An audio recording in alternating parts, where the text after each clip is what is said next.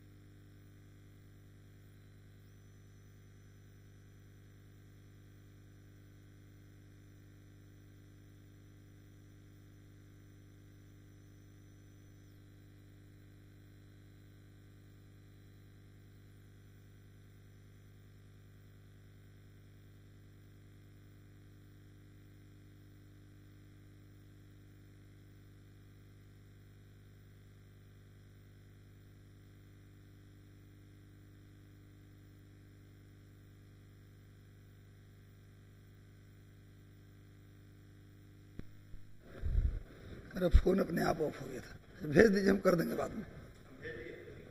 भेज दिए तो ऑन नहीं हुआ है। चलिए वहाँ से ऑन कर दीजिए, हम कर देंगे बीच में हट के। हेलो स्टूडेंट्स, मिशन 50 के करंट अफेयर सीरीज में आपका स्वागत है। 2 दिन कुछ टेक्निकल फॉल्ट की वजह से हम लाइव नहीं आ पाए, लेकिन आज हम 2 बार लाइव आपके लिए आएंगे करंट अफेयर के सीरीज को ही लेकर। तो आज और कल दोनों दिन का हम लोग आज लेकर के आए हैं करंट। तो बिल्कुल टेंशन नहीं लेना है। कभी कभार टेक्निकली ऐसा प्रॉब्लम आ जाता है कि इंसान के वश में नहीं रहता चीज़ें, तो मैनुअली जो होता है वो चीज़ें टिकाऊ होती हैं और टेक्निकल पर किसी का वश नहीं होता। तो चलिए कोई बात नहीं, हम लोग उसी एनर्जी के साथ, उसी जोश के साथ फिर से आपके सेशन को शुरू करते हैं। लगातार मेहनत करते रहिए, मेहनत का कोई विकल्प नहीं है और मेहनत ही वो यंत्र है, जंत्र है, मशीन है जो आपके जीवन को बदल सकता है, आपके लाइफ स्टाइल को चेंज कर सकता है, आपकी जो ग्राउंड लेवल है उसको उठाकर टॉप लेवल पे ले जा सकता है। तो मेहनत करिए, मेहनत पर भरोसा रखिए, अपने ऊपर विश्वास रखिए और हिम्मत रखिए। टकरा जाने की सफलता मिलेगी, लक्ष्य मिलेगा। बस धैर्य बनाए रखिए। दुनिया का सबसे बड़ा मंत्र है धीरज, इसको रखना है और खूब पढ़ाई करना है, सिलेक्शन तो हो के रहेगा। तो चलिए सेशन को एक बार आप लोग शेयर कर दीजिए, सेशन को आप लोग एक बार शेयर कर दीजिए।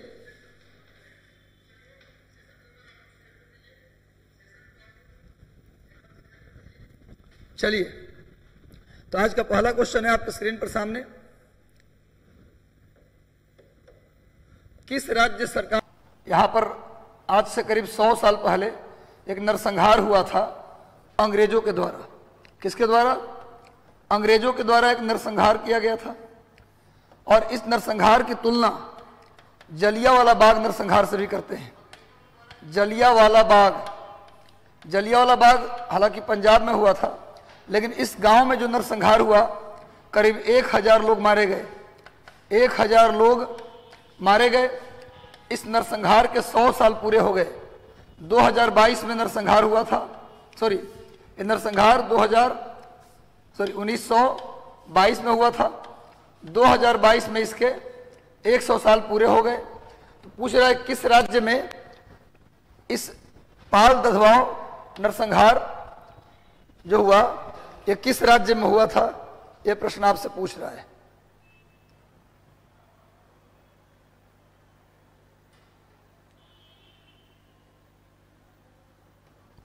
जल्दी से उत्तर दीजिए, सबको शुभकामना। जल्दी से उत्तर दीजिए, सेशन को शेयर कर दीजिए। Digital marketing is a best opportunity for people who want make passive income online. First we should know about digital marketing. चलिए पढ़ाई कर लें पहले। जो लोग भी इस तरह के कमेंट कर रहे हैं पहले पढ़ाई के ऊपर ध्यान दीजिए, डिजिटल मार्केटिंग पर ध्यान मत दीजिए। क्योंकि सबसे पहले जो मेरा जो उद्देश्य है, हमारा जो इस चैनल पर उद्देश्य है, खास करके हम लोग जो मिशन 50 में काम करते हैं, वो उद्देश्य अर्निंग नहीं है। हमारी अर्निंग आपकी पढ़ाई है, हमारा अर्निंग आपकी नौकरी है, हमारा अर्निंग आपका लक्ष्य प्राप्ति है। ये रियल बात है, ये सच है। लगातार हम लोग कल भी कोशिश किए कि लाइव आ जाए, लेकिन नहीं आ पाए लाइव। वजह था टेक्निकल फॉल्ट दूर नहीं हो पाना टाइम से। तो बस लगे रहिए, अब कोई ब्रेक नहीं होगा। ऐसी हमारी कोशिश होगी और प्रार्थना है ईश्वर से कि हमारा जो टेक्निकल फॉल्ट है अब ना हो।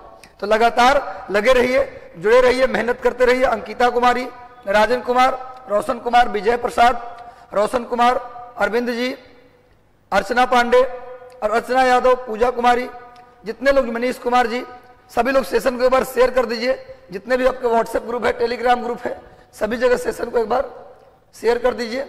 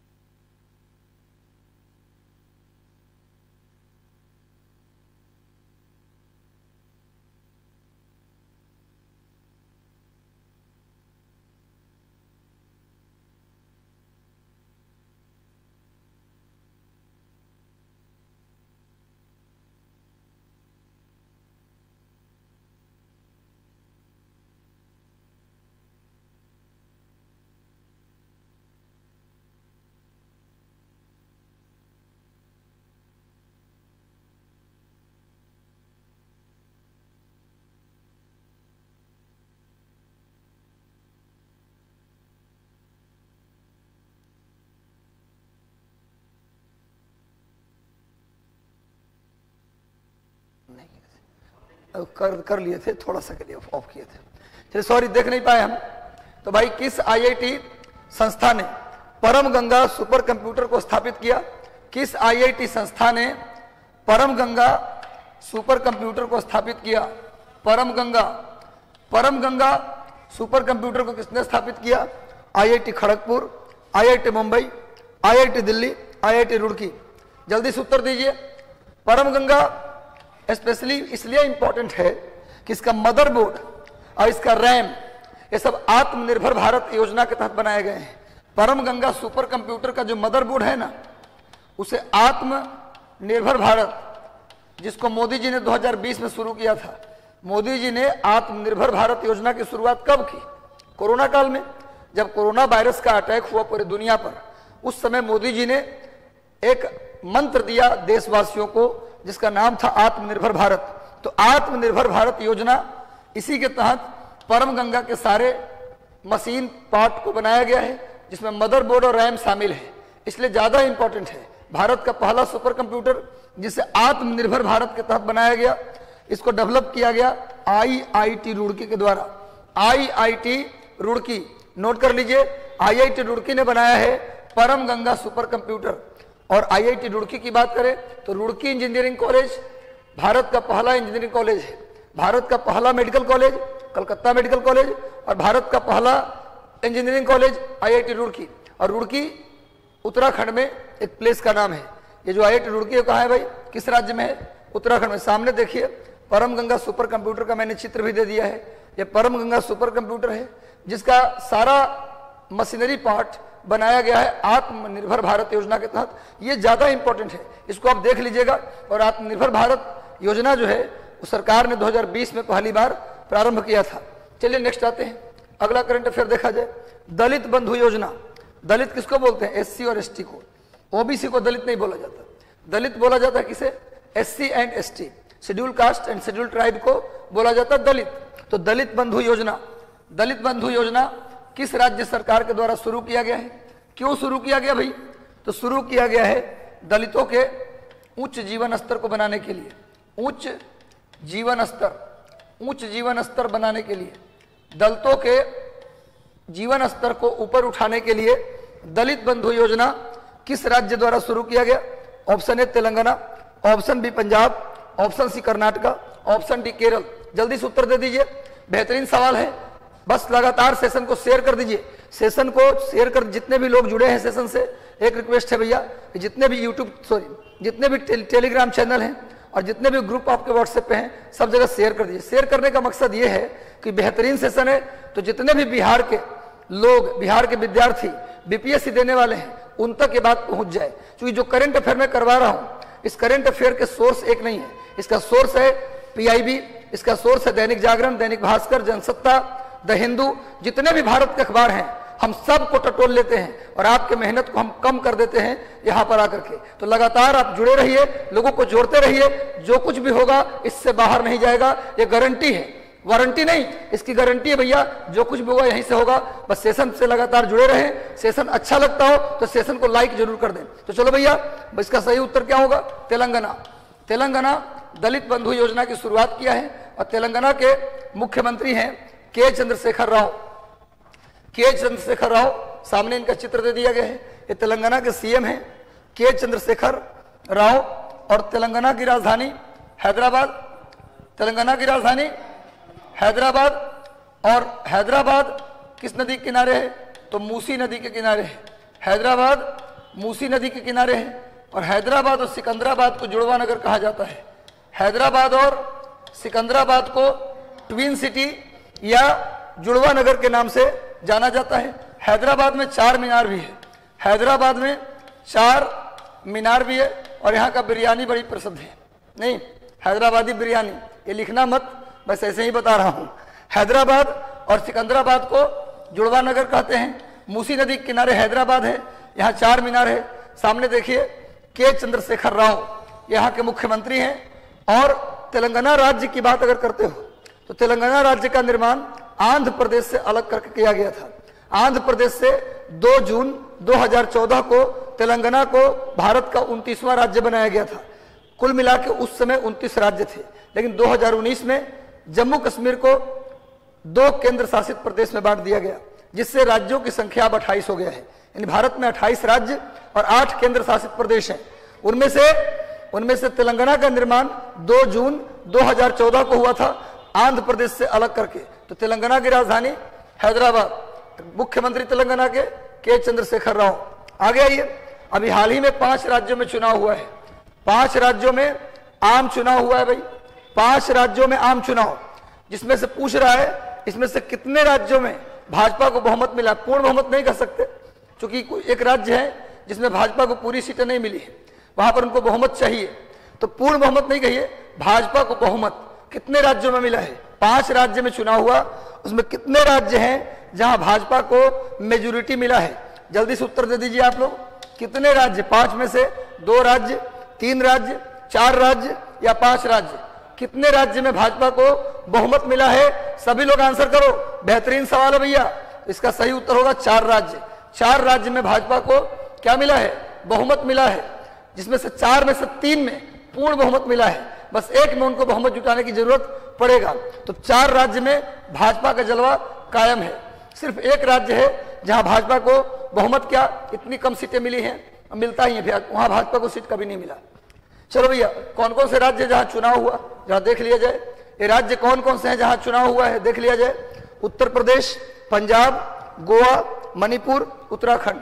इसमें केवल पंजाब में भाजपा को बहुमत नहीं मिला, बाकी उत्तर प्रदेश पूर्ण बहुमत, उसके बाद मणिपुर पूर्ण बहुमत, उत्तराखंड पूर्ण बहुमत, केवल गोवा में इनको बहुमत नहीं मिला है, थोड़ा बहुमत से दूर हैं। तो भैया 5 राज्य है, इनमें से 4 राज्य में केवल पंजाब को छोड़ दिया जाए, केवल पंजाब को छोड़ दिया जाए, तो इसको छोड़कर बाकी सब राज्य में भाजपा को क्या मिला है? बहुमत मिला है। तो 5 राज्य, इनका नाम नोट कर लीजिएगा।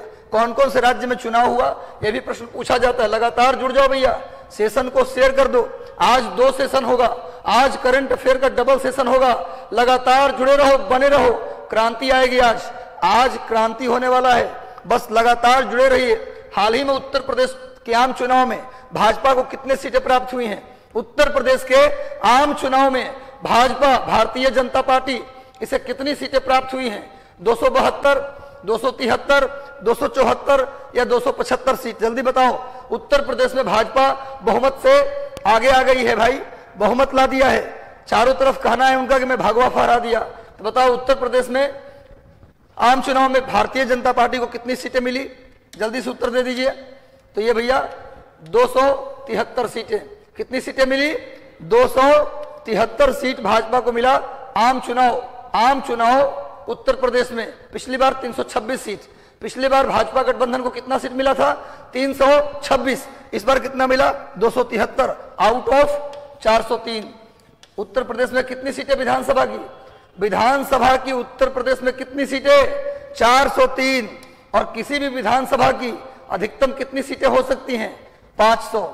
किसी भी विधानसभा में 2026 तक के लिए फिक्स कर दिया गया, 2026 तक के लिए 500 से ज्यादा सीट नहीं कर सकते आप। 2026 में समीक्षा होगा और देखा जाएगा कि सीट को बढ़ाना है या घटाना है। यानी किसी भी राज्य के विधानसभा में 500 से अधिक सीटें नहीं हो सकती, 500 से अधिक सीटें नहीं हो सकती। लेकिन अभी सबसे अधिक सीट उत्तर प्रदेश में है, 403 सीट। उसमें से भाजपा को 273 सीटें मिली है। इसको आप लोग नोट कर लीजिएगा, 273 सीट भाजपा को मिला है। ऐसे मिनिमम मैक्सिमम 500, मैक्सिमम किसी भी राज्य के विधानसभा में अधिकतम 500 सीट हो सकता है और मिनिमम 60 से कम नहीं हो सकता और 500 से ज्यादा नहीं हो सकता। किसी भी राज्य के विधानसभा में 500 से ज्यादा सीट नहीं हो सकते और 60 से कम नहीं हो सकते। कब तक के लिए? 2026 तक के लिए। लेकिन सबसे अधिक सीटों के साथ उत्तर प्रदेश का पहला स्थान है, 403 सीट, जिसमें भाजपा को अकेले 273 सीटें मिली है, जिसको पूर्ण बहुमत कहा जा सकता है। पूर्ण बहुमत के लिए क्या होता है? पूर्ण बहुमत के लिए क्या होता है मेरे भाई? आधे से एक ज्यादा, यानी 403/2 + 1 जो आएगा उतनी सीटें जिसे मिल जाएगा वो उत्तर प्रदेश में क्या बना लेगा? सरकार बना लेगा। लेकिन बहुत ज्यादा मिला है इनको। चलिए भैया नेक्स्ट आइए। इनमें से किस राज्य में भाजपा को पूर्ण बहुमत नहीं मिला? इनमें से किस राज्य में, जल्दी उत्तर दो, भाजपा को पूर्ण बहुमत नहीं मिला? इनमें से किस राज्य में भाजपा को पूर्ण बहुमत नहीं मिला? उत्तराखंड, मणिपुर, गोवा या पंजाब? जल्दी दो, इसमें टाइम नहीं लगना चाहिए। बेहतर क्वेश्चन है डी, बिल्कुल सही। इसका सही उत्तर होगा पंजाब। पंजाब में भाजपा को बहुमत नहीं मिला। यहां आम आदमी पार्टी 92 सीट के साथ, 92 सीट के साथ आम आदमी पार्टी यहां पहली बार दिल्ली के बाहर सरकार बनाने जा रही है और केजरीवाल को लोग अगले 20 साल में भारत के प्रधानमंत्री के रूप में देख रहे हैं। पंजाब में बनी सरकार को देखते हुए आम आदमी पार्टी को देश के सबसे बड़े राष्ट्रीय पार्टी के रूप में अगले 20 साल में लोग देख रहे हैं। तो भैया पंजाब राज्य को पूर्ण बहुमत मिला है, भाजपा को यहां बहुमत नहीं मिला। नोट कर लीजिएगा। नेक्स्ट आते हैं, अगला प्रश्न देखिए सामने योगी जी का पिक भी है। इनको उत्तर प्रदेश में मिला है पूरा सीट, पंजाब में नहीं मिला है। नेक्स्ट आते हैं, अगला करंट देखिए। हाल ही में किसने प्रथम श्रेणी क्रिकेट के सभी प्रारूप, प्रथम श्रेणी क्रिकेट मतलब टेस्ट, वनडे और T20, अंतरराष्ट्रीय T20, अंतरराष्ट्रीय वनडे और अंतरराष्ट्रीय टेस्ट, इन तीनों से संन्यास ले लिया। इनमें से कौन से खिलाड़ी ने अंतरराष्ट्रीय क्रिकेट से कंप्लीटली संन्यास ले लिया? कौन है भैया? R Ashwin, KL Rahul, S Sreesanth या इनमें से कोई नहीं? जल्दी उत्तर दीजिए। कौन ऐसा खिलाड़ी है जो प्रथम श्रेणी क्रिकेट में? रणधीर पांडे जी, महादेव। चलिए भैया लगातार जुड़े रहिए। हर हर महादेव बोल रहे हैं भैया, सही है। सबको, जितने लोग हमसे जुड़े हैं बनारस से, जितने लोग हमसे जुड़े हैं लखनऊ से, रोहतक से, पानीपत से, सोनीपत से, दिल्ली के सारे सेंटरों से, आप लोगों से बस रिक्वेस्ट है कि जहां जहां भी आपके ग्रुप्स हैं वहां वहां इन सेशन को शेयर कर दीजिए ताकि अधिक से अधिक लोग इस बेहतरीन सेशन का लाभ उठा सके। S श्रीसंत आपने सुना होगा, आज से कुछ वर्ष पहले इन पर मैच फिक्सिंग का आरोप लगा।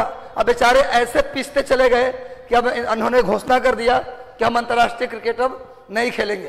तो S श्रीसंत इन्होंने अभी कहा है कि भाई हम अब अंतर्राष्ट्रीय क्रिकेट से संन्यास लेते हैं।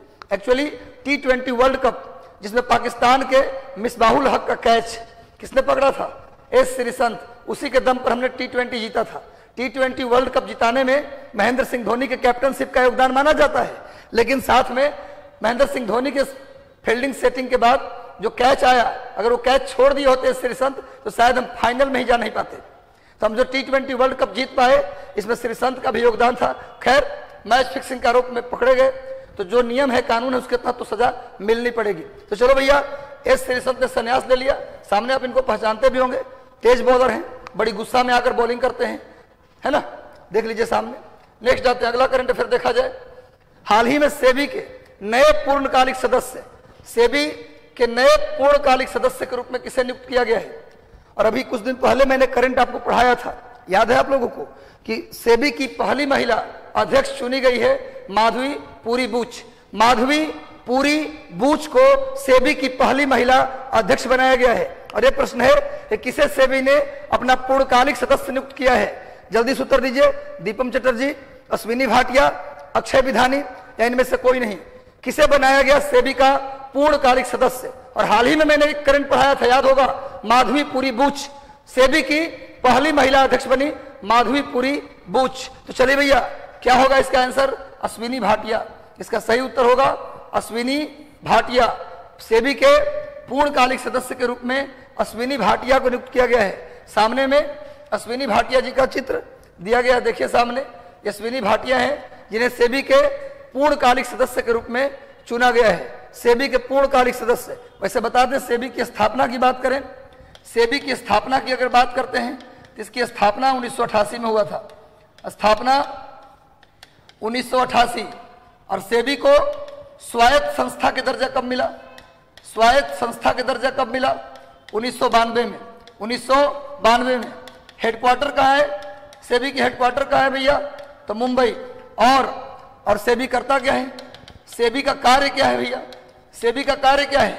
ये किसको कंट्रोल करता है? वायदा बाजार। ये किसको कंट्रोल करता है भैया? वायदा बाजार। ये किसको कंट्रोल करता है? शेयर बाजार। शेयर बाजार ये किसको कंट्रोल करता है भैया? तो म्यूचुअल फंड। म्यूचुअल फंड ये तीनों को कौन कंट्रोल करता है? सेबी वायदा बाजार, शेयर बाजार, म्यूचुअल फंड, ये सबको कंट्रोल करता है। नोट कर लीजिएगा। सेबी की स्थापना 1988। स्वायत्त संस्था का दर्जा कब मिला? 1992। हेडक्वार्टर कहाँ है भैया? तो मुंबई। सेबी क्या करता है? तो वायदा बाजार को कंट्रोल करता है, शेयर मार्केट को कंट्रोल करता है, म्यूचुअल फंड को कंट्रोल करता है। इन तीनों को मिलाकर बोला जाता है पूंजी बाजार। इन तीनों को मिलाकर क्या बोलते हैं जी? पूंजी बाजार। यानी आप कह सकते हैं कि सेबी किसको कंट्रोल करता है भैया? तो पूंजी बाजार को। कैपिटल मार्केट को कंट्रोल कौन करता है? कौन करता है भैया? सेबी। और मनी मार्केट, मनी मार्केट को नियंत्रित कौन करता है? आरबीआई। मनी मार्केट को कंट्रोल कौन करता है? तो आरबीआई। और पूंजी बाजार, कैपिटल मार्केट को कौन कंट्रोल करता है? तो सेबी। सेबी का full form security and exchange board of India, भारतीय प्रतिभूति नियामक बोर्ड हिंदी में बोलते हैं, अंग्रेजी में security and exchange board of India. Clear है? और ये पूंजी बाजार को कंट्रोल करता है RBI. RBI money market, money market control करता है। तो लगातार जुड़े रहिए और प्रश्नों का उत्तर देते रहिए। हाल ही में वैश्विक फार्मा कंपनी ल्यूपिन लिमिटेड ने अपनी शक्ति पहल के लिए किसे अपना ब्रांड एम्बेसडर बनाया है? शक्ति पहल के लिए ल्यूपिन लिमिटेड ने अपना ब्रांड एम्बेसडर नुसरत जहां। चलिए कोई बात नहीं, पूरी बात लिख दिए। चलिए, कैप्टन मॉर्गन, अभय कुमार दास। चलिए सब लोग उत्तर जल्दी से दीजिए और जुड़े रहिए सब लोग। इस बार कुछ बड़ा कर देना है, कुछ अच्छा कर देना है, मजा ला देना है, रिजल्ट निकाल लेना है। किसी का हो या ना हो, हमारा होगा, ऐसा विश्वास पैदा कर देना है। तो चलो भैया, वैश्विक फार्मा कंपनी, दवाई कंपनी ल्यूपिन लिमिटेड ने किसे अपना शक्ति पहल के लिए ब्रांड एम्बेसडर बनाया है? इसका सही उत्तर क्या होगा? मैरी कॉम। किसे बनाया भैया? मैरी कॉम को ल्यूपिन लिमिटेड ने, एक दवाई कंपनी है, इसने अपने शक्ति पहल के लिए क्या बनाया है? मैरी कॉम को अपना ब्रांड एम्बेसडर बनाया है। मैरी कॉम की अगर बात करें, अगर बात करते हैं मैरी कॉम की, तो मैरी कॉम लगातार 6 बार विश्व मुक्केबाजी चैंपियन में चैंपियन रही। विश्व मुक्केबाजी चैंपियनशिप कितनी बार जीती? 6 बार। ओलंपिक में पिछली बार इनको मिला था ब्रॉन्ज मेडल, इस बार ये मेडल से चूक गई हैं। पिछली बार रियो डी जेनेरियो में मैरी कॉम को क्या मिला था? Bronze medal. लेकिन किस्मत खराब, अंपायर के गलत डिसीजन के कारण इन्हें इस बार टॉप 3 में जगह नहीं मिल पाया। हालांकि इस बार मुक्केबाजी में एक महिला है लौलीना बरगोहाई, उन्हें ब्रॉन्ज मेडल मिल गया। लेकिन ये ब्रॉन्ज मेडल से सिर्फ अंपायर के गलत डिसीजन, रेफरी के गलत डिसीजन के कारण इनको नहीं मिल पाया इस बार टोक्यो ओलंपिक में मेडल। कोई बात नहीं, मैरी कॉम महान थी, हैं और रहेंगी। चलिए भैया नेक्स्ट आते हैं। हाल ही में साहित्य अकेडमी द्वारा आयोजित साहित्य उत्सव समारोह का आयोजन कहाँ किया गया? साहित्य अकेडमी के द्वारा साहित्य उत्सव समारोह का आयोजन कहाँ किया गया? भोपाल, नई दिल्ली, प्रयागराज या पटना? भोपाल, नई दिल्ली, प्रयागराज या पटना? हाल ही में साहित्य अकेडमी का साहित्य उत्सव कहां प्रारंभ किया गया? भोपाल, नई दिल्ली, प्रयागराज या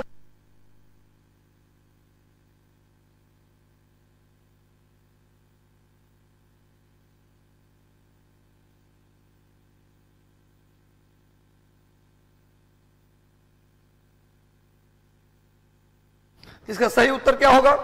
जल्दी बता दीजिए आप लोग। इसका सही उत्तर होगा नई दिल्ली। नई दिल्ली में इस बार साहित्य उत्सव समारोह, नई दिल्ली। कहीं साउंड गायब नहीं हुआ, साउंड ठीक है। चलिए, नई दिल्ली में साहित्य अकेडमी द्वारा साहित्य उत्सव समारोह का आयोजन किया गया। आप देख लीजिए सामने। नेक्स्ट आइए, सभी लोग जुड़े रहिए, लगातार जुड़े रहिए, लोगों को जोड़ते रहिए। सबको आवाज मिल रहा है ना? सबको मेरा आवाज मिल रहा है? तो एक बार कमेंट कर दो सब लोग कि हाँ सर आपका आवाज मिल रहा है।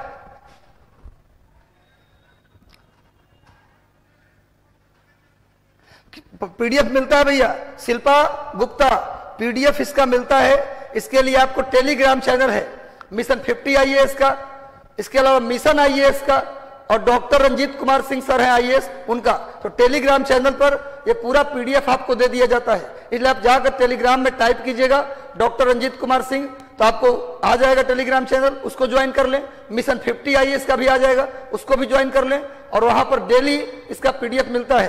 क्लियर है? तो चलो भैया लगातार जुड़ जाओ। आपकी सुविधा के लिए वो सब काम हम करेंगे जो हमें करना चाहिए। चलिए अगला प्रश्न है, हाल ही में भारत सरकार ने किस राज्य के लिए विश्व बैंक के साथ 125 मिलियन डॉलर का समझौता पर हस्ताक्षर किया है? विश्व बैंक के साथ किस राज्य के लिए भारत सरकार ने 125 मिलियन डॉलर के समझौते पर हस्ताक्षर किया है? जल्दी से उत्तर दे दीजिए, क्या होगा इसका आंसर? पश्चिम बंगाल के लिए। पश्चिम बंगाल राज्य के लिए भारत सरकार ने क्या किया है? विश्व बैंक के साथ 125 मिलियन डॉलर का समझौता किया है। विश्व बैंक को हम लोग IBRD के नाम से भी जानते हैं, विश्व बैंक को IBRD के नाम से भी जानते हैं। इसकी स्थापना 1945 में किया गया था, 1945 में किया गया था, और इसका हेडक्वार्टर वाशिंगटन डीसी है। वाशिंगटन डीसी इसका हेडक्वार्टर है। टोटल कितने मेंबर हैं इसमें? टोटल मेंबर कितने? 190। नोट कर लीजिए, स्थापना 1945। IBRD, विश्व बैंक को IBRD के नाम से भी जानते हैं। इसकी स्थापना 1945 में हुआ। टोटल मेंबर कितने हैं? 190। इसका हेडक्वार्टर कहाँ है भैया? Washington DC.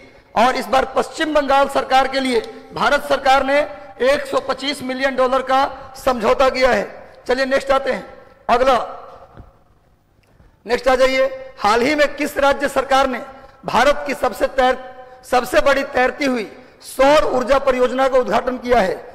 हाल ही में किस राज्य सरकार ने भारत की सबसे बड़ी तैरती हुई सौर ऊर्जा परियोजना का उद्घाटन किया? जल्दी बताओ, जल्दी से सेशन से जुड़ जाओ और आंसर करो जल्दी से।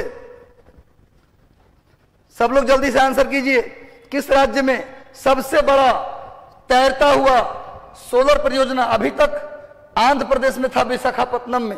अब तमिलनाडु के थूथुकुडी में, तमिलनाडु को लिख लो भैया, तमिलनाडु के थूथुकुडी में भारत की सबसे बड़ी तैरती हुई सौर ऊर्जा परियोजना का उद्घाटन। इससे पहले सबसे बड़ा तैरता हुआ सौर ऊर्जा परियोजना कहां था? जल्दी बताओ, इससे पहले कहां था मेरे भाई? तो ये था आंध्र प्रदेश के विशाखापत्तनम में। इससे पहले भारत की सबसे बड़ी सौर ऊर्जा परियोजना कहां था? आंध्र प्रदेश के विशाखापत्तनम में। अब कहां बनाया गया?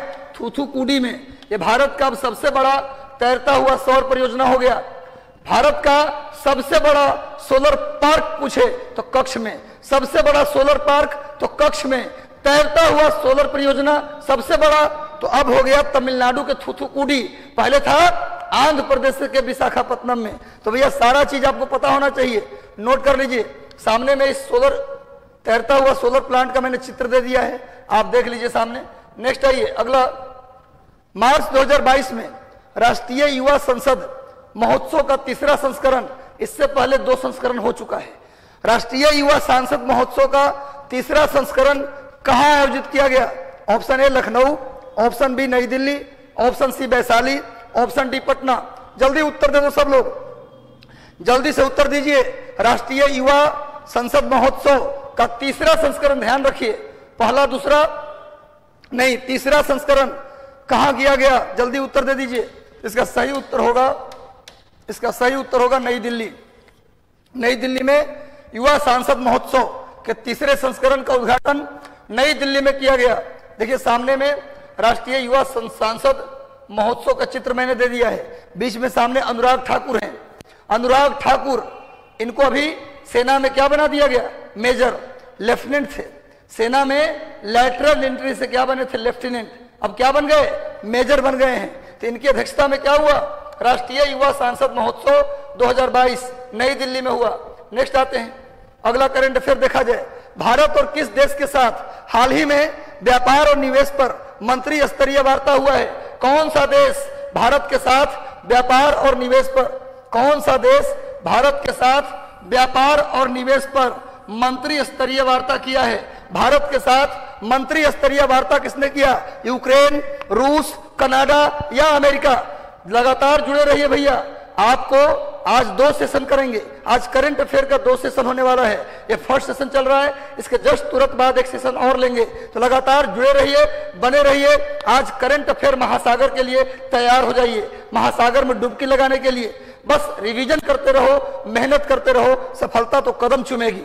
जाएगा कहां सफलता? सही उत्तर होगा, सॉरी, इसका सही उत्तर होगा कनाडा। नोट कर लीजिए, कनाडा। व्यापार और निवेश मंत्री स्तरीय वार्ता, व्यापार और निवेश, ट्रेड एंड इन्वेस्टमेंट पर मिनिस्ट्रियल लेवल समिट किसके साथ किया गया है? भारत और कनाडा के बीच। कनाडा की राजधानी ओटावा। कनाडा की राजधानी कहां है भैया? ओटावा। देखिए सामने में कनाडा के साथ जो वार्तालाप हुआ है उसका चित्र हमने दे दिया है, देखिए सामने। नेक्स्ट आते हैं, उत्तर प्रदेश की सरकार ने किस योजना के तहत गोल्डन कार्ड बनाने के लिए एक अभियान शुरू किया है? उत्तर प्रदेश की सरकार ने किस योजना के लिए गोल्डन कार्ड बनाएगा, गोल्डन कार्ड जारी करने का फैसला लिया है? उत्तर प्रदेश की सरकार ने किसके लिए, किस योजना के लिए? जल्दी से उत्तर दीजिए। प्रधानमंत्री ग्रामीण आवास योजना, प्रधानमंत्री जनधन योजना, प्रधानमंत्री गरीब कल्याण योजना या आयुष्मान भारत योजना? जल्दी बताइए, किस योजना के लिए उत्तर प्रदेश के योगी सरकार ने गोल्डन कार्ड जारी करने का निर्णय लिया है? इसका सही उत्तर होगा आयुष्मान भारत योजना। आयुष्मान भारत योजना के लिए गोल्डन कार्ड जारी होगा यूपी सरकार के द्वारा। सामने में उस कार्ड का चित्र देख लीजिए। आयुष्मान भारत गोल्डन कार्ड का चित्र हमने दे दिया है। आयुष्मान भारत गोल्डन कार्ड योजना देख लीजिए आप। इस योजना के तहत गोल्डन कार्ड जारी किया जाएगा। आयुष्मान भारत योजना के तहत गोल्डन कार्ड उत्तर प्रदेश सरकार के द्वारा जारी किया जाएगा। भूलिएगा मत, भूलना मना है, यहां भूलना मना है, सब कुछ याद रखना है। और याद करने का एकमात्र तरीका है रिवीजन, इसके अलावा कोई शॉर्टकट नहीं है। लगातार पढ़ते रहिए। टेलीग्राम चैनल से जो पीडीएफ जाएगा उसका प्रिंट आउट निकलवा लेना है और खूब पढ़ना है और बार बार पढ़ना है।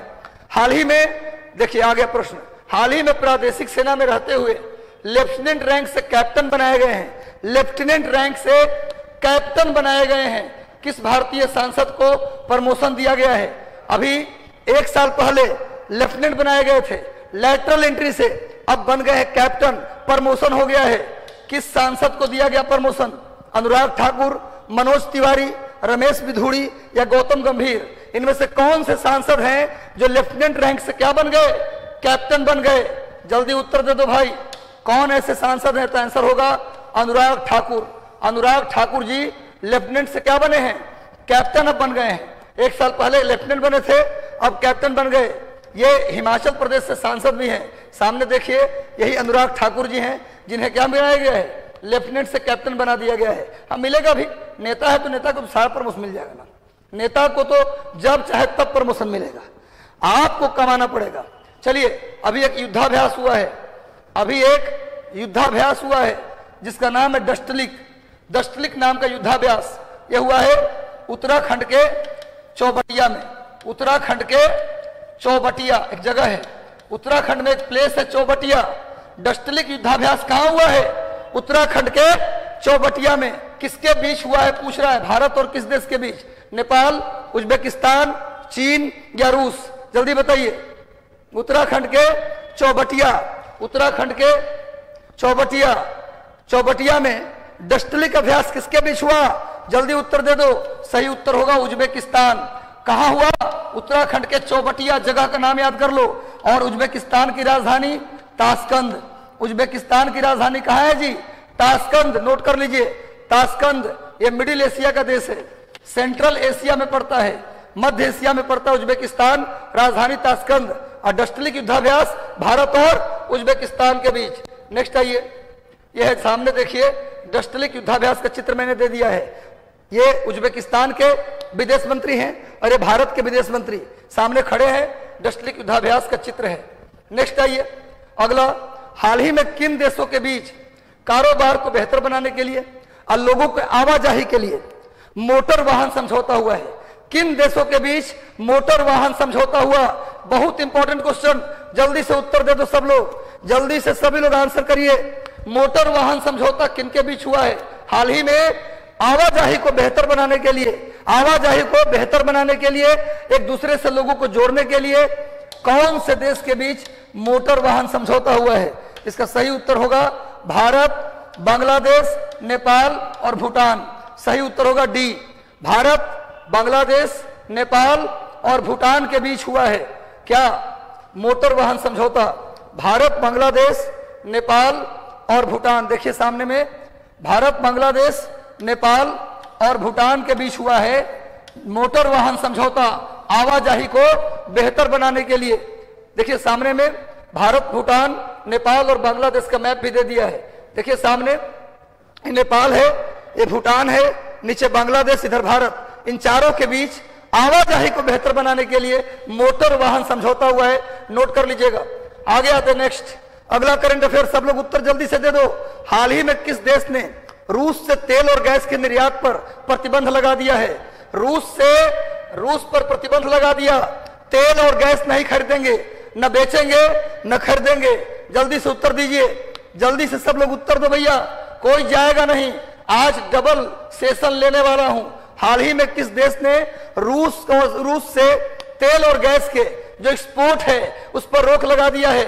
जल्दी उत्तर दीजिए, कौन सा भैया? जल्दी से, जितने लोग सेशन से जुड़े हैं, अगर सेशन बेहतर लग रहा है तो सेशन को जल्दी से लाइक कर दो, सेशन अच्छा लग रहा है तो लाइक कर दो, जितने भी चैनल आपके हैं सब जगह शेयर कर दो भैया, ताकि अधिक से अधिक लोग जुड़ सकें।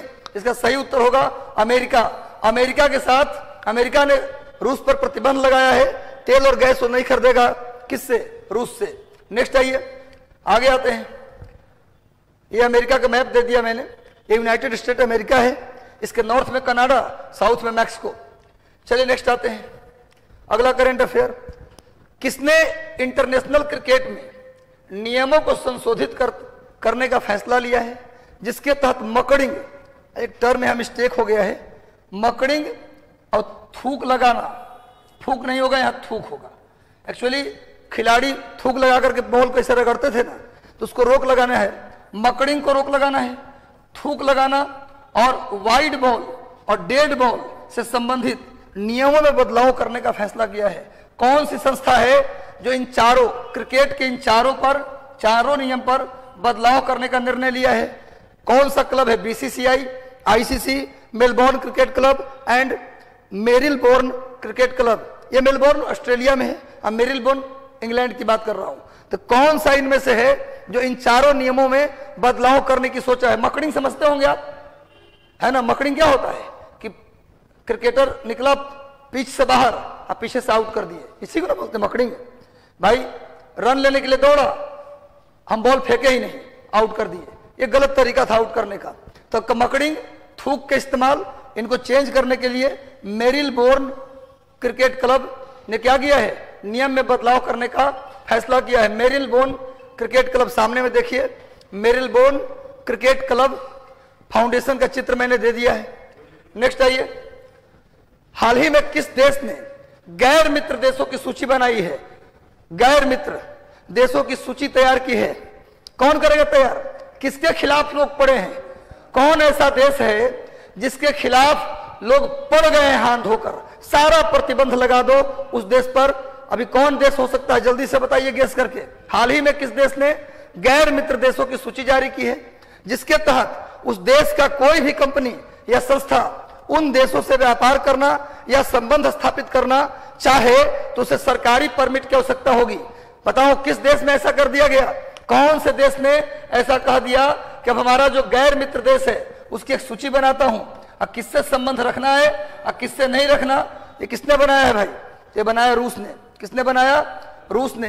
रूस ने भी गैर मित्र, उसका मित्र कौन है कौन दुश्मन है, विपरीत परिस्थिति में दुश्मन और मित्र दोनों का टेस्ट होता है, और रूस के कौन दुश्मन है कौन मित्र है इसका टेस्ट अब हो चुका है। तो चलिए भैया, रूस ने गैर मित्र देशों की सूची बनाई है। सामने व्लादिमीर पुतिन है रूस के राष्ट्रपति, इनका चित्र मैंने लिया है, देख लीजिए आप। नेक्स्ट आते हैं, अगला करंट देखा जाए भाई क्या है। 31 मार्च को राज्यसभा के द्विवार्षिक रिक्त पदों के चुनाव कराया जाना है। द्विवार्षिक रिक्त पद, आप जानते हैं कि राज्यसभा में प्रत्येक 2 वर्ष पर 1/3 लोग रिटायर हो जाते हैं। राज्यसभा केंद्र का एक सदन है जो स्थायी सदन है, लोकसभा अस्थायी सदन है। वो एक बार में 5 साल बाद, हर 5 साल के बाद लोकसभा भंग हो जाता है, लेकिन राज्यसभा कभी न भंग होता। यहां पर प्रत्येक 2 वर्ष पर 1/3 सदस्य रिटायर करते हैं, उनका चुनाव हो जाता है। तो द्विवार्षिक रिक्त पदों के चुनाव कराया जाना है। कितने रिक्त पद हैं राज्यसभा के, कितने रिक्त पदों के लिए 31 मार्च को चुनाव होगा। राज्यसभा में जो 2 वर्ष पे चुनाव होता है कितने लोगों का, 1/3। नोट कर लीजिएगा, 1/3 लोगों का चुनाव होता है। कितने लोगों का चुनाव होना है इस बार, 31 मार्च को कितने राज्यसभा सदस्यों का चुनाव होना है। तो सही उत्तर होगा 13। राज्यसभा, आप जानते हैं कि संसद के, जो आप संसद की बात करें तो संसद के 3 पार्ट है, पता है ना आपको, लोकसभा, राज्यसभा और president of India. President of India, Lok Sabha अस्थाई सदन है, सॉरी अस्थाई सदन है, अस्थाई सदन है, और राज्यसभा अस्थाई सदन है।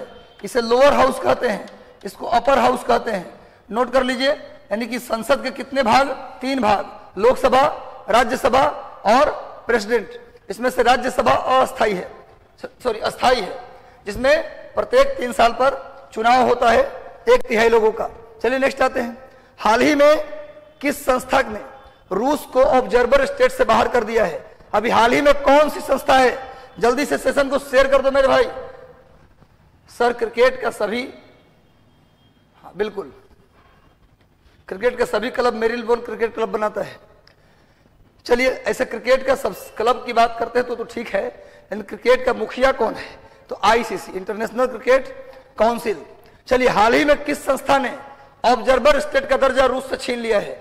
नासा ने, तो नासा का तो मेंबर था ही नहीं रूस, तो ऐसी केस हो गया। तो किसने रूस को ऑब्जर्वर स्टेट से बाहर कर दिया। रूस को किसने, रूस को जितने भी दुनिया के खेल संगठन हैं वो सब रूस पर प्रतिबंध लगा दिया। क्यों लगा दिया कि सब के सब अमेरिका के संगठन है चाहे यूरोप के संगठन है, तो लगा दो प्रतिबंध, कोई दिक्कत नहीं है। तभी ऑब्जर्वर स्टेट से किसने बाहर कर दिया रूस को, जल्दी बताइए। रूस को ऑब्जर्वर स्टेट से कौन बाहर कर दिया, ऑर्गेनाइजेशन फॉर न्यूक्लियर रिसर्च, ये है, इसको हम शॉर्ट में सर्न लेबोरेटरी बोलते हैं। ये जेनेवा में है, जेनेवा, नोट कर लीजिए, जेनेवा, स्विट्जरलैंड के जेनेवा के सर्न लेबोरेटरी के द्वारा, सर्न लेबोरेटरी के द्वारा रूस को ऑब्जर्वर स्टेट से बाहर निकाल दिया गया है। नोट कर लीजिएगा। नेक्स्ट आते हैं आगे, ये देखो सामने सर्न लेबोरेटरी है, और सुन लो, दुनिया का एकमात्र लेबोरेटरी है सर्न जहां नटराज शिव की प्रतिमा लगी है। उसके दरवाजे पर किसकी प्रतिमा लगी है, नटराज शिव की प्रतिमा लगा है सर्न लेबोरेटरी के दरवाजे पर। नेक्स्ट आइए, हाल ही में शोधकर्ताओं ने एक अत्यंत विशाल जीवाणु की खोज की है। शोधकर्ताओं ने एक विशाल 22 क्वेश्चन नंबर फिर से रिपीट कीजिए। अच्छा कर देता हूं, एक सेकंड, क्या है 22 क्या है, हाँ 22, कितने रिक्त पदों के लिए चुनाव होना है राज्यसभा में, कितने रिक्त पदों के लिए चुनाव होना यह पूछ रहा है। 31 मार्च को जो चुनाव होगा ना उसमें 13 रिक्त पदों के लिए चुनाव होगा। 31 मार्च को जो चुनाव होगा उसमें 13 रिक्त पदों के लिए चुनाव होगा भाई, यही मैंने क्वेश्चन देखा था। नेक्स्ट आइए। हाल ही में शोधकर्ताओं की एक टीम ने एक विशाल जीवाणु की खोज की है, विशाल जीवाणु की खोज की है। उसको बिना सूक्ष्मदर्शी, बिना किसी टेलीस्कोप से देख सकते हैं। एक ऐसा जीवाणु जिसे टेलीस्कोप के बिना भी आप देख सकते हैं। क्या भैया उसका नाम? टी मैग्निफा, टी गंगंतिका, टी साइनिटिका या टी अमेजोनिया। कौन सा ऐसा बैक्टीरिया है जिसको हाल ही में खोजा गया है और उसे बिना माइक्रोस्कोप की सहायता से आप देख सकते हैं? जल्दी से उत्तर दीजिए, बैक्टीरिया का नाम क्या भैया? जल्दी उत्तर दे दो। T Amazonia. टी अमेजोनिया को बिना माइक्रोस्कोप की सहायता से भी आप देख सकते हैं। सामने देखिए इस वायरस, इस बैक्टीरिया का चित्र मैंने दे दिया है। इसका खोज किया गया है, इसे नंगी आंखों से, नेकेड आई से आप देख सकते हैं। चलो भैया नेक्स्ट आते हैं। अगला करंट अफेयर, सविता कपूर उत्तराखंड के किस जनपद में विधायक का चुनाव जीतने वाली आजादी के बाद पहली महिला बन गई? माने उस जनपद में, उस जिले में आज तक कोई महिला विधायक आजादी के बाद नहीं बनी थी। सविता कपूर उत्तराखंड के किस जिले में पहली महिला विधायक बन गई? किस जिले की पहली महिला विधायक चुनी गई हैं? उत्तराखंड का जो चुनाव हुआ, जिसका रिजल्ट आया 10 मार्च को, जल्दी से बता दो भैया, किस उत्तराखंड के किस जनपद से पहली महिला विधायक बनी? जल्दी से उत्तर दे दीजिए मेरे भाई। देहरादून। देहरादून। आजादी के बाद से लेकर आज तक देहरादून जिले में किसी भी विधानसभा में कोई महिला चुनाव नहीं जीती थी। पहली बार देहरादून जनपद में, देहरादून जिले में आजादी के बाद सविता कपूर ने इतिहास रच दिया। विधायक बनके सविता कपूर ने इतिहास रच दिया भैया। सामने में चित्र भी दे दिया हूं। ये सविता कपूर हैं जो देहरादून जनपद से विधायक बनकर क्या कर दिया? क्या कर दिया मेरे भाई? इतिहास रच दिया, पहली महिला बन गई। हाल ही में किस देश के बीच हिंद महासागर में चीन की चाल को मात देने के लिए, अभी कौन कौन से देश ने हिंद महासागर में चीन के चाल को मात देने के लिए समझौता किया है? 5 क्षेत्रीय सुरक्षा के 5 मुद्दों पर सहमति बनी है। हिंद महासागर में चीन को पटकनी देना है। प्रशांत महासागर और हिंद महासागर में चुनौती कौन बना है? चीन। चीन आतंकवादी तो नहीं, लेकिन धमकाता है सबको। प्रशांत महासागर ऐसे लगता है उसकी बपौती है, हिंद महासागर उसकी बपौती है। ऐसा करने की वो कोशिश करता है, पर ऐसा कुछ है नहीं। वो न बोलते उसको धमकी देने का कोशिश सबको करता है। तो उसकी धमकी को कंट्रोल करने के लिए अभी 5 देशों ने क्या किया है? समझौता किया। वो 5 देश कौन है भैया? भारत, मालदीव, श्रीलंका और मॉरिशस। भारत, मालदीव, श्रीलंका और मॉरिशस ने क्षेत्रीय सुरक्षा के 5 मुद्दों पर सहमति जताई है। किस लिए? चीन की चाल को मात देने के लिए इन चारों देशों ने समझौता किया है। भारत की राजधानी नई दिल्ली, मालदीव की राजधानी माले, श्रीलंका की राजधानी जयवर्धनेपुरा या कोलंबो और मॉरिशस की राजधानी पोर्ट लुइस। नोट कर लो, मॉरिशस की राजधानी Port Louis, Port Louis. Sri Lanka का कोलंबो या जयवर्धनेपुरा, मालदीव का माले, भारत का तो आप जानते ही हैं। इन चारों देशों ने समझौता किया है चीन के चाल को लपेटा मारने के लिए। नेक्स्ट आ जाओ भाई, सामने में इस समझौते का मैंने चित्र दे दिया है, आप देख लीजिए। अभी मालदीव, श्रीलंका, मॉरिशस और भारत ने चीन के चाल को मात देने के लिए समझौता किया है। चलिए नेक्स्ट आइए। हाल ही में अमेरिका में तैनात किस देश के राजदूत मसूद खान के ऊपर इस्लामिक संगठन और आतंकवादी संगठन से संबंध रखने के नाम पर जांच करने की मांग की गई है? आप खुद गेस कर सकते हो भैया, किस देश के राजदूत हैं अमेरिका में जिनका नाम है मसूद खान? आतंकवादियों से संबंध रखने के कारण इन पर जांच कराने की बात की गई है। आखिर किस देश के हो सकते हैं? गेस करके बताओ। ईरान के, पाकिस्तान के, इराक के या सऊदी अरब के? कौन से देश के हो सकते हैं भैया? जल्दी बताओ। मसूद खान हो किसके सकते हैं? कौन ऐसा देश है जो क्षुद्र टाइप का काम करता है? जल्दी बताओ। इसका सही उत्तर होगा पाकिस्तान। कहां के भैया? मसूद खान साहब अमेरिका में पाकिस्तान के क्या हैं? राजदूत हैं। इन पर आरोप लगा है कि आतंकवादियों से साठगांठ है, इसके लिए जांच कराया जाएगा। कभी इंडिया पर ऐसा दाग नहीं लगा और लगेगा भी नहीं। ये संस्कार पाकिस्तान में हो सकता है कि एक साथ कई मुंह, यहां भी हैं वहां भी हैं। चलो भैया, सामने में दिखेंगे कि हम शरीफ हैं और अंदर उन्हें आतंकवादियों को सपोर्ट करेंगे। चलिए आगे आते हैं। यही मसूद खान साहब हैं जिन पर जांच करने की बात की गई है। नेक्स्ट आइए, अगला करंट अफेयर देखा जाए। हाल ही में टेनिस खिलाड़ी नोवाक जोकोविच ने Indian Wells Miami Open tournament से हटने का फैसला किया है। Indian Wells Miami Open, Indian Wells और मियामी ओपन से अपना नाम वापस ले लिया है। वजह है कोरोना वैक्सीन नहीं लिए थे, जिस कारण से अपना नाम वापस ले लिया। नोवाक जोकोविच किस देश के खिलाड़ी हैं? क्वेश्चन ये पूछा गया है, नोवाक जोकोविच कौन से देश के खिलाड़ी हैं? जल्दी उत्तर दे दीजिए। नोवाक जोकोविच किस देश के प्लेयर हैं? जल्दी से उत्तर दीजिए। टेनिस खिलाड़ी नोवाक जोकोविच इंडियन वेल्स मियामी ओपन से अपना नाम हटा लिया है। ये किस देश के खिलाड़ी हैं? तो ये गलती से प्रिंट हो गया सर्बिया। किस देश के खिलाड़ी हैं भैया? सर्बिया, यूरोप का देश है। सर्बिया यूरोप महादेश का एक देश है जो बाल्कन प्रायद्वीप में पड़ता है। कहां पड़ता है? बाल्कन प्रायद्वीप। सर्बिया किसका देश है जी? यूरोप में बाल्कन प्रायद्वीप का देश है। बाल्कन प्रायद्वीप का देश है सर्बिया। नोवाक जोकोविच यही के रहने वाले हैं। सामने में नोवाक जोकोविच का पिक दे दिया है, महान टेनिस खिलाड़ी हैं, ये सर्बिया के रहने वाले हैं। कई ग्रैंड स्लैम जीत चुके हैं और इन्होंने अभी Indian Wells Miami Open tournament से अपना नाम बाहर कर लिया है। नेक्स्ट आइए, हाल ही में भारतीय छात्र से संबंधित सुम्मी शहर खूब चर्चा में रहा।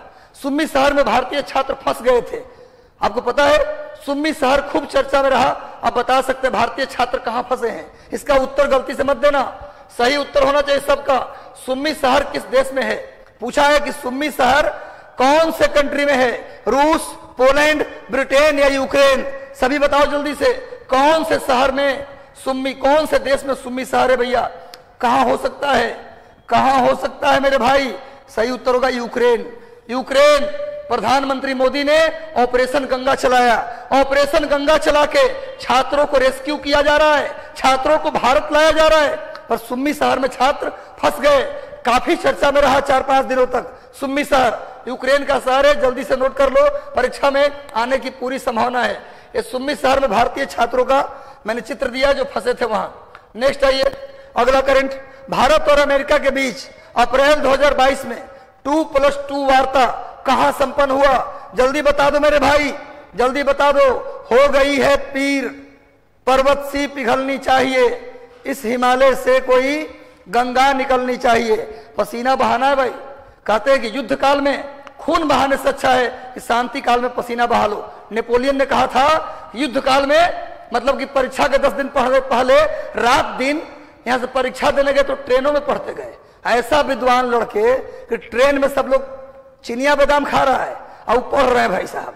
तो अंतिम 10 दिन खून भी बहा लोगे उतना फायदा नहीं मिलेगा जितना आपको फायदा मिलेगा शांति काल में पसीना बहाने से। तो शांति काल में पसीना बहा लो चलेगा, लेकिन युद्ध काल में खून बहाने से कोई फायदा होने वाला नहीं है। तो चलो भैया, भारत और अमेरिका के बीच 2+2 वार्ता वाशिंगटन डीसी में होगा। कहां होगा भाई?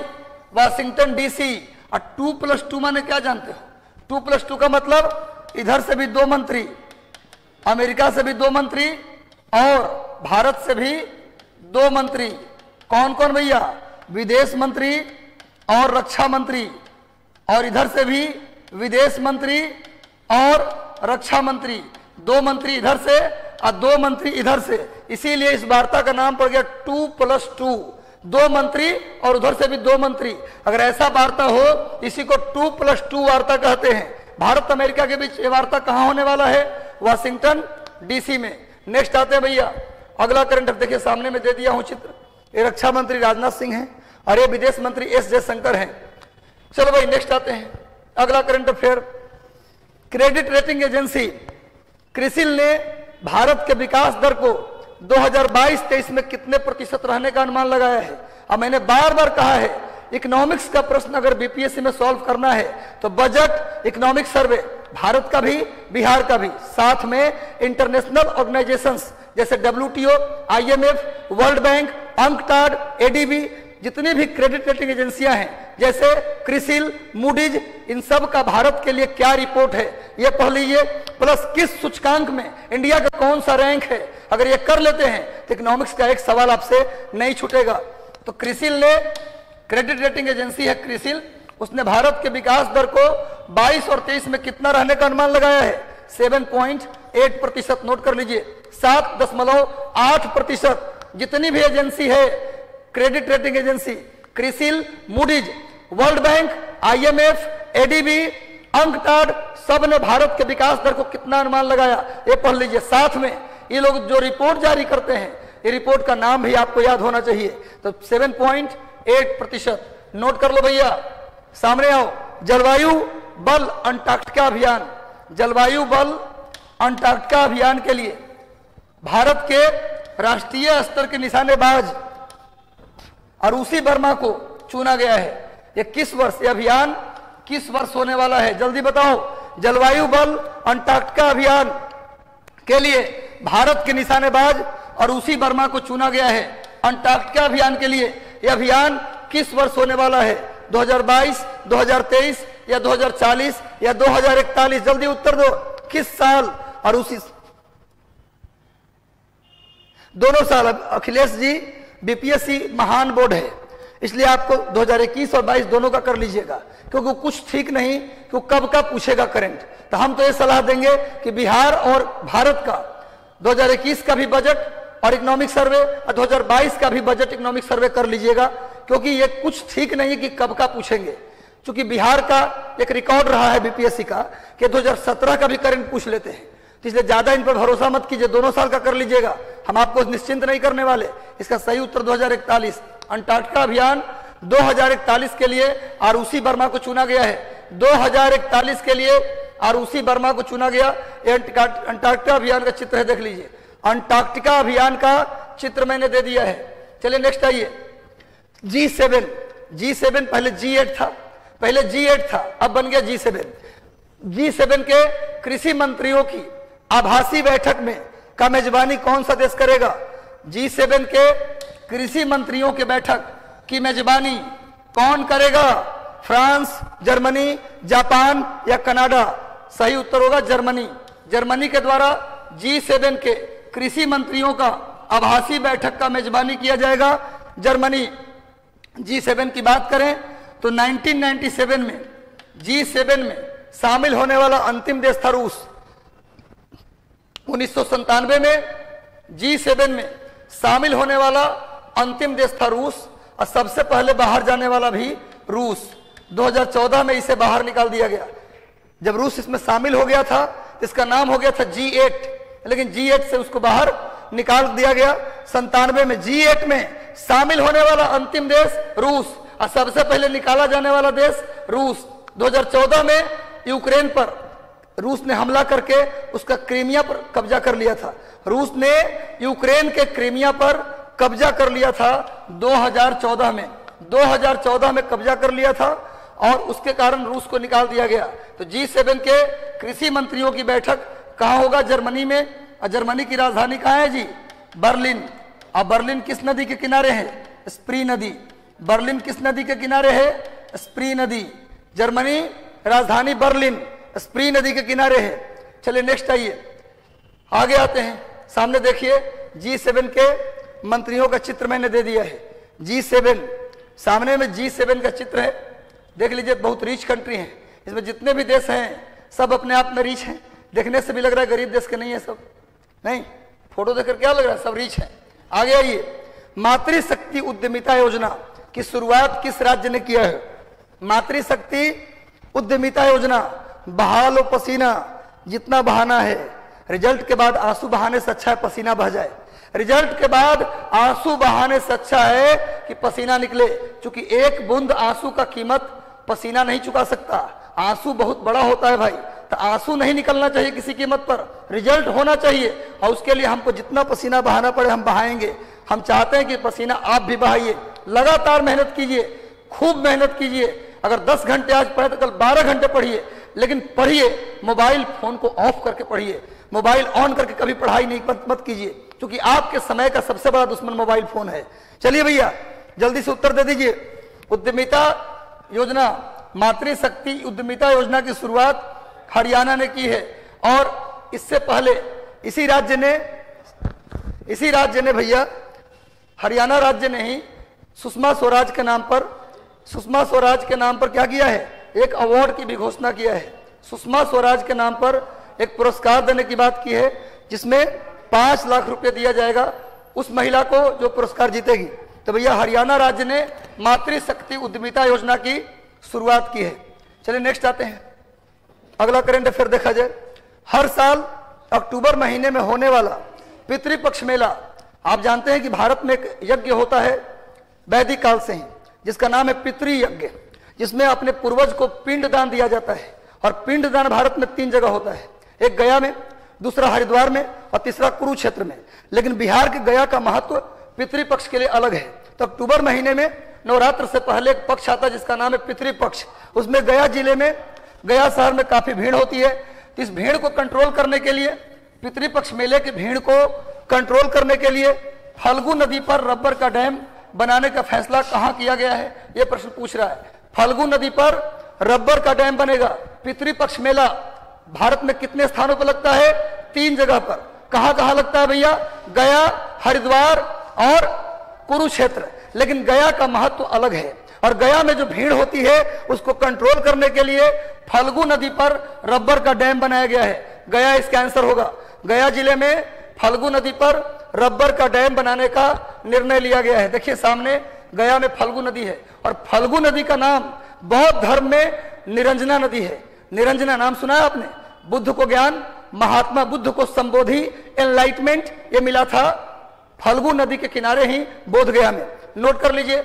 आगे आते हैं भाई, नेक्स्ट आ जाओ। किस राज्य के श्रम संसाधन मंत्री जीवेश कुमार, भाजपा के नेता हैं, श्रम संसाधन मंत्री जीवेश कुमार ने विदेश जाने वाले लोगों को काम दिलाने तथा पहुंचाने की सुविधा के लिए समुद्र पार नियोजन ब्यूरो, जल्दी बता दो किस जीवेश कुमार ने, ये जो श्रम संसाधन मंत्री हैं, ये किस राज्य के मंत्री हैं? जल्दी बताओ, किस राज्य के श्रम संसाधन मंत्री जीवेश कुमार ने समुद्र पार नियोजन ब्यूरो की स्थापना की है? किसके लिए? विदेश जाने वाले लोगों को काम दिलाने के लिए। ऐसे भी जानते हैं बिहार के लोग सऊदी अरब जाते हैं, बिहार के लोग दुबई जाते हैं नौकरी के लिए। वहां जाते हैं तो बहुत ऐसे लोग हैं जिनका पासपोर्ट जब्त कर लिया जाता है और उन्हें गलत कार्यों में लगा दिया जाता है। तो उन लोगों को जो विदेश जाते हैं वो भटके नहीं, इसके लिए उनको काम मिले और साथ में उनको जाने आने की सुविधा हो। इसके लिए जीवेश कुमार जी ने क्या किया है? समुद्र पार नियोजन ब्यूरो स्थापित किया है। ये बिहार राज्य के मंत्री हैं, नोट कर लीजिएगा। बहुत बेहतरीन काम है। सामने में इनका चित्र मैंने दे दिया है। नेक्स्ट आइए आगे। बिहार सरकार के शिक्षा मंत्री विजय कुमार चौधरी ने कहा है कि अब इंटर पास करने वाली लड़कियों को अधिक राशि प्रदान की जाएगी। पहले मिलता था 10,000, +2 करने के बाद लड़कियों को कितना मिलता था? 10,000। अब पूछ रहे कितना मिलेगा वो राशि, जल्दी बताइए। बिहार स्पेशल है, इसका उत्तर दीजिए। 15,000, 25,000, 30,000 या 35,000। देखिए बिहार सरकार ने लड़कियों की शिक्षा के लिए जो किया वो पूरे देश में एक मील का पत्थर है, एक इतिहास है। बिहार में लड़कियों को हर नौकरी में 35% आरक्षण, मेडिकल कॉलेज और इंजीनियरिंग कॉलेज में 33% आरक्षण, ऐसा किसी राज्य में नहीं है। और जो साइकिल देना, ड्रेस देना, ये सब जो नीतीश कुमार ने शुरू किया, कई राज्यों ने बिहार को फॉलो किया है। और नीतीश कुमार की कई ऐसी योजना है जो केंद्र सरकार ने बाद में फॉलो किया, पहले नीतीश सरकार ने शुरू किया। तो नो डाउट इस मामले में नीतीश कुमार काबिल तारीफ है। चलिए इसका सही उत्तर क्या होगा मेरे भाई? सही उत्तर होगा 25,000। अब इंटर पास करने पर ही क्या मिलेगा? 25,000 मिलेगा। तो लड़कियों की शिक्षा के लिए काम हुआ है। सड़क बिजली अलग चीज है, लेकिन लड़कियों के लिए, बेटियों के लिए जो काम बिहार में हुआ वो कहीं नहीं है। तो चलिए इस सेशन का ये आखिरी सवाल था, हम कुछ समय बाद सेशन लाएंगे एक और। तो चलिए कैसा लगा सेशन एक बार हमें कमेंट करके बता दीजिए। सेशन अच्छा लगा तो सेशन को लाइक कर दीजिए, चैनल पर नए हैं तो सब्सक्राइब कर लीजिए, बेल आइकन दबा दीजिए ताकि सारा नोटिफिकेशन आपको मिल जाए। तो चलिए मेहनत करते रहिए, खुश रहिए, स्वस्थ रहिए। Thank you.